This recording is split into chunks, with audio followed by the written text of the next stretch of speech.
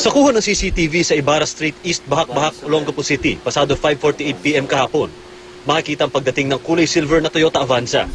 Ilang segundo lang ang lumipas at dalawang lalaki ang madali ang bumaba mula sa sasakyan. May dalang backpack na itim ang isang lalaki na tila ini-inspection pa ang damit habang papalayo.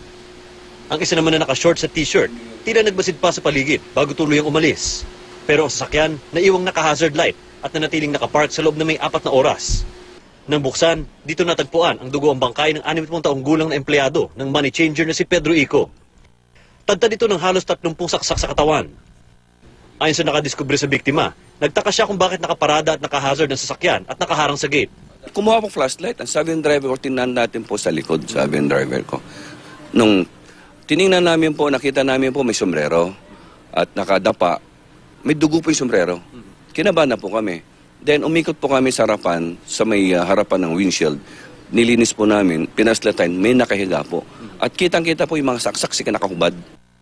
Ayon sa pamilya ng biktima, nag-withdraw si Ico ng 2 million pesos kahapon na gagamitin dapat sa currency exchange business ng kanilang pamilya. Positibong kinilala ng anak ng biktima ang isa sa mga suspect na dati din nagtrabaho sa kanilang negosyo bilang boy. Dati po kasi silang empleyado ng lolo ko. Dati rin kasi may kaso na rin yun na nabugaw. Ngayon nung tinulungan pa siya ng lolo ko. Tapos nung tinulungan siya, hindi na siya pinabalik din sa trabaho. Tapos nawala na rin siya. Kaya nagulat na lang kami nung nireview yung CCTV, siya ay lumabas doon.